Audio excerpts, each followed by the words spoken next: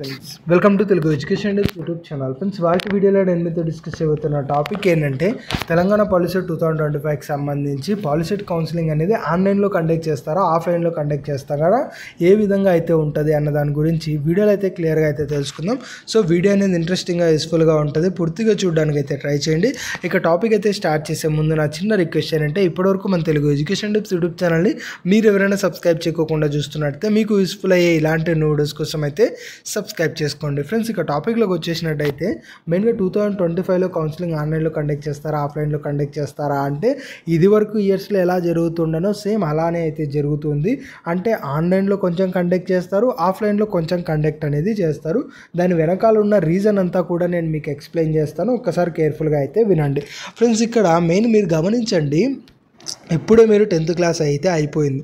10th class అయిపోయింది, ఫర్దర్గా మీకు కంప్యూటర్కి సంబంధించి కానీ అందులో చేయాల్సిన ప్రాసెస్ రిలేటెడ్గా కానీ లేదంటే ఏదైనా ప్రాబ్లం అరైజ్ అయింది కౌన్సిలింగ్ రిలేటెడ్గా అంటే మీరు దాన్ని ఎలా అప్రోచ్ అయ్యి సాల్వ్ చేయాలి అన్నది బేసిక్గా హైయర్ ఎడ్యుకేషన్ వాళ్ళతో కంపేర్ చేసుకున్నట్టయితే మీకు నాలెడ్జ్ అనేది తక్కువగా ఉంటుంది. అట్ ద సేమ్ టైం ఇంకొకటి ఏంటి అంటే మీరు ఏదైనా అలాంటి ఇష్యూ వచ్చినప్పుడు దాన్ని ఫర్దర్గా సాల్వ్ చేసుకోవడానికి టైం అనేది పడుతుంది.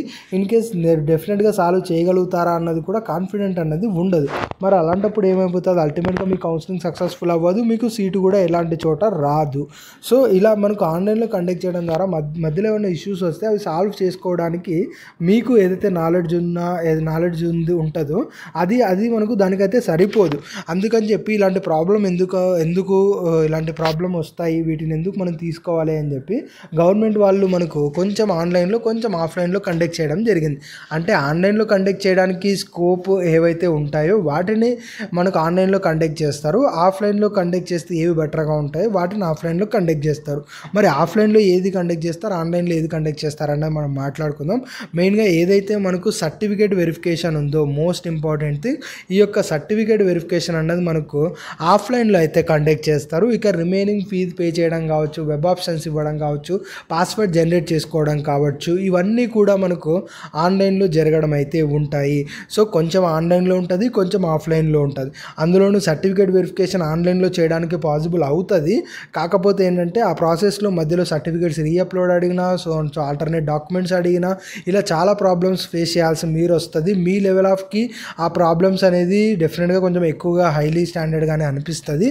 సో అందుకని ఈ రిస్క్ ఎందుకు తీసుకోవాలని చెప్పి మనకు ఆఫ్లైన్లోనే కండక్ట్ అనేది చేస్తున్నారు. సో సర్టిఫికేట్ వెరిఫికేషన్ ఆఫ్లైన్లోనే ఉంటుంది. రిమైనింగ్ ఫీజు పే చేయడం కానీ వెబ్ ఆప్షన్స్ ఏవైతే ఇవ్వటం ఉందో ఇది మనకు ఆన్లైన్లోనే కండక్ట్ చేస్తున్నారు. ఎందుకంటే వెబ్ ఆప్షన్స్ ఆఫ్లైన్లో కండక్ట్ చేయడం అన్నది అసలు పాసిబులే అవ్వదు. ఎందుకు పాసిబుల్ అవ్వదు అంటే మల్టిపుల్ స్టూడెంట్స్ ఉంటారు, మల్టిపుల్ కాలేజ్ సెలెక్ట్ చేసుకుంటారు, ఒక్కొక్కరికి సర్టెన్ లిమిట్ అనేది ఏముండదు కాబట్టి ఎన్నైనా సెలెక్ట్ చేసుకుంటారు.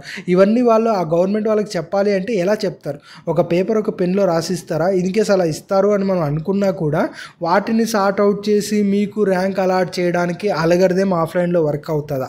ఎట్టి పరిస్థితుల్లోనూ వర్క్ అవ్వదు. సో అలా ఆఫ్లైన్లో కండక్ట్ చేయడం వెబ్ ఆప్షన్స్ అనేది పాసిబిలిటీ ఉండదు కాబట్టి మనకు ఆన్లైన్లోనే కండక్ట్ అయితే చేస్తారు. ఇది ఆన్లైన్లో మీరు లాగిన్ అయ్యేసి వెబ్ ఆప్షన్స్ ఇస్తారు, ఆటోమేటెడ్గా ఆన్లైన్ సర్వర్లో సేవ్ అవుతాయి కాబట్టి దాన్ని బేస్ చేసుకొని అల్గారిథంకి ఇచ్చేసామంటే అది మనకు సీట్స్ అనేవి అలాట్ చేసేసి ఇచ్చేస్తుంది.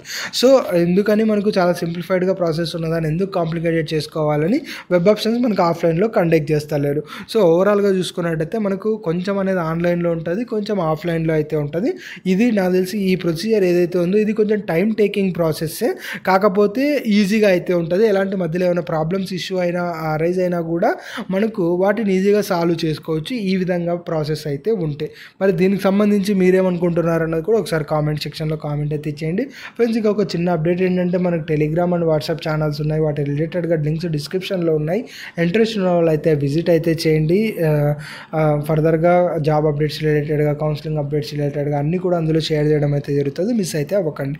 ఇది ఫ్రెండ్స్ మెయిన్గా వీడియోలో తెలుసుకున్నది. వీడియో నచ్చినట్లయితే లైక్ చేయండి. మరి ముఖ్యంగా మన తెలుగు ఎడ్యుకేషన్ టిప్స్ యూట్యూబ్ ఛానల్ని మీరు ఎవరైనా సబ్స్క్రైబ్ చేయకుండా చూస్తున్నట్టయితే మీకు యూస్ఫుల్ అయ్యే ఇలాంటి వీడియోస్ కోసం అయితే సబ్స్క్రైబ్ చేసుకోండి.